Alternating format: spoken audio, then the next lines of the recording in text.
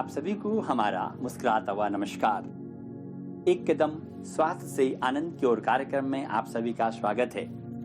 प्यारे मित्रों, पिछले एपिसोड में हम लोगों ने सीखा था जल नीति कैसे करना है और रबड़ नीति कैसे करना है। उस बारे में हमने विचार विमर्श किया था और हमने प्रैक्टिकल भी करके देखा।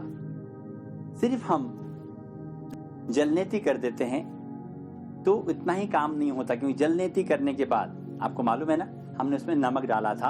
और नमक किस चीज का काम करता है? कास्टिक सोडा का। जब हम नमक डाल के करे थे तो हमारे नाक के अंदर ड्राइनेस उत्पन्न होती है। क्या होती है? ड्राइनेस, जो अच्छा नहीं है। इसलिए हमारे नाक को लुब्रिकेशन के बाद घृत नीति का बहुत ही ज्यादा महत्वपूर्ण है। तो जब भी आप जल नीति या रबड़ नीति या सूत्र नीति करते हैं, उसके बाद घृत नीति जरूर करना चाहिए। घृत का मतलब होता है घी। हमने कौन सा नीति किया था? रबड़ नीति, सूत्र नीति के बारे में हमने थोड़ी सी चर्चा की थी। जल नीति, घी हमारे नासिका चित्र में डालना है। कहीं कहीं पर घृत की जगह हम लोग बादाम का तेल भी काम में ले सकते हैं। कई लोग कहते हैं सरसों का तेल। मुझे लगता है कि सरसों का तेल वेरी अनकंफर्ट, हम डालते भी हैं नाक में तो बहुत सारा कंफर्टेबल नहीं रहता।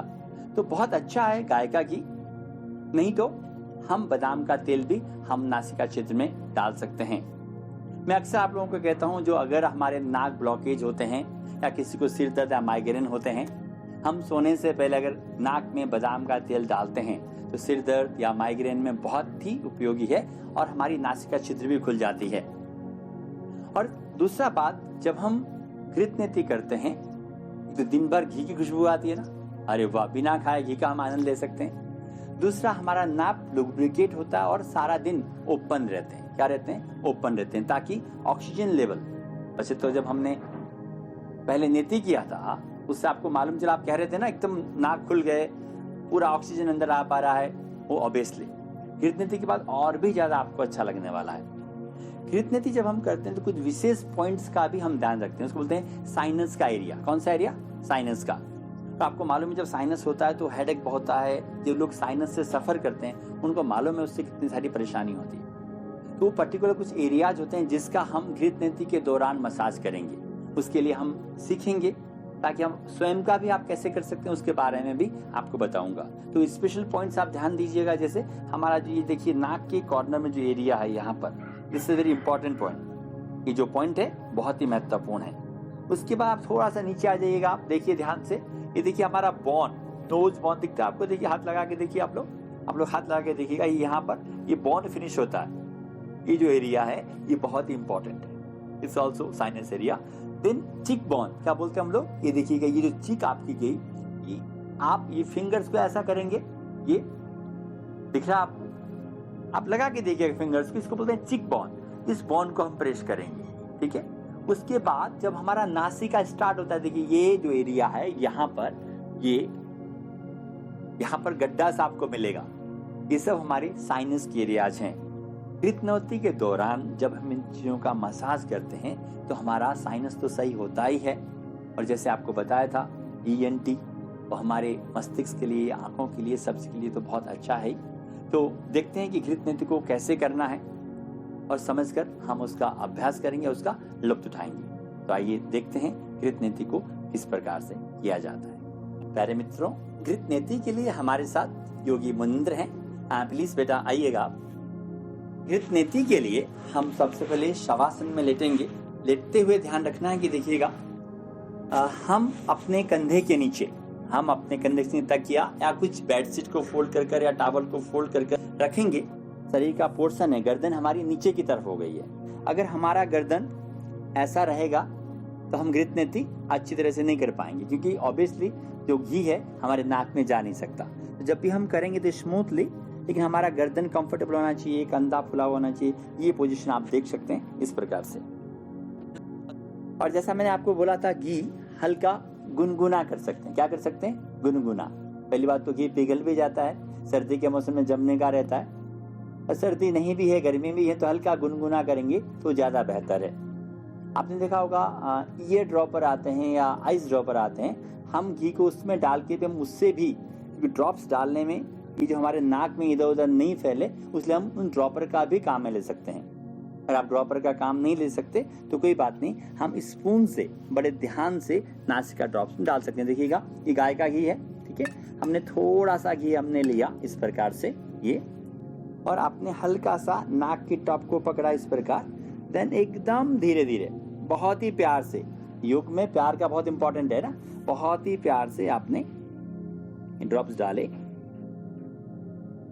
ये 1 2 3 4 5 4-5 ड्रॉप्स। फिर हम दूसरे नासिका से भी इसी प्रकार डालेंगे।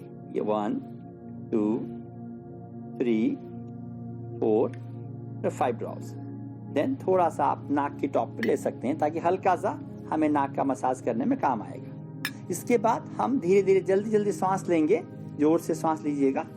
इस प्रकार से हम ये नाकों का मसाज, जो हमारा टॉप है ये, इसका धीरे धीरे मसाज करेंगे और हम सांस थोड़ा सा जोर से लेंगे नाक से, ताकि जो घी है हमारे पूरे नासिका द्वार से होते हुए हमारे गले तक चली जाए। इस प्रकार से तो हम लोग ये इस प्रकार से ये मसाज करेंगे।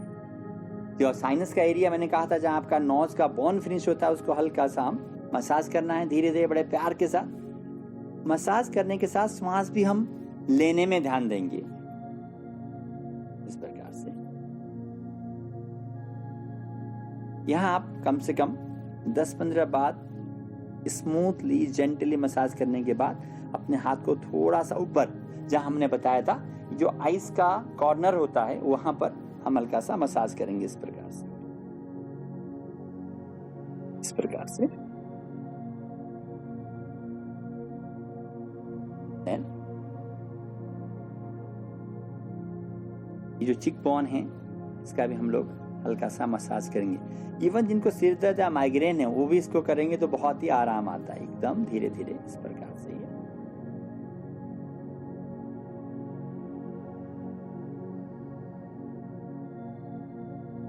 देन आपके आईब्रो से ऊपर हल्का सा मसाज करेंगे, और जहां पर ये देखिए ये जो हमारा ये जो कनपट्टी के पास ये जो होता है, आप देखिएगा हल्का सा आपको वो मिलेगा, वहां पर हल्का हल्का। जब सिर दर्द होता है तो हम लोग क्या करते हैं, उसको दबाते हैं ना, अरे कितना सिर दर्द हो रहा है, ऐसा दबाते हैं, उसको भी हम हल्का हल्का इस प्रकार से मसाज करेंगे। वापस हम लेंगे, आप थंब से भी कर सकते हैं, फिंगर से भी कर सकते हैं।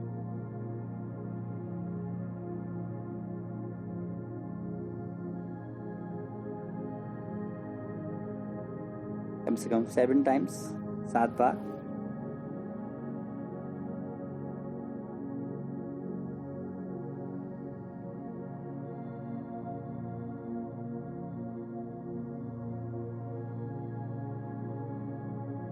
इस प्रकार हौले हौले हल्का सा आइस के आसपास। देन और ऐसे करके कम से कम 2 से 3 मिनट हम आराम करेंगे। 2 से 3 मिनट इसलिए आराम करना पड़ता है, एकदम से आप उठेंगे तो हो सकता है कि जो आपका घी है जो आपने नाक में डाला है वापस आने की संभावना होती है। ऐसा हम 3 मिनट या 5 मिनट तक आराम से इस प्रकार से रिलैक्स कर सकते हैं। रिलैक्स करने के बाद धीरे से हम करवट लेके बैठ जाएंगे।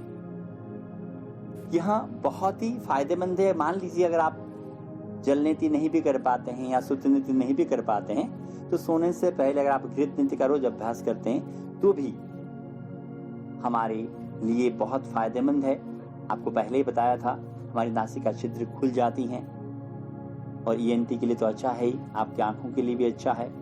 और जो लोग प्राणायाम नियमित करते हैं उनके नाक ब्लॉक रहते हैं तो भी इसका बिना रबड़ नीति या सूत्र नीति या जल नीति के भी इसका अभ्यास कर सकते हैं। बेटा नींद आ रही है एकदम धीरे से करवट लेंगे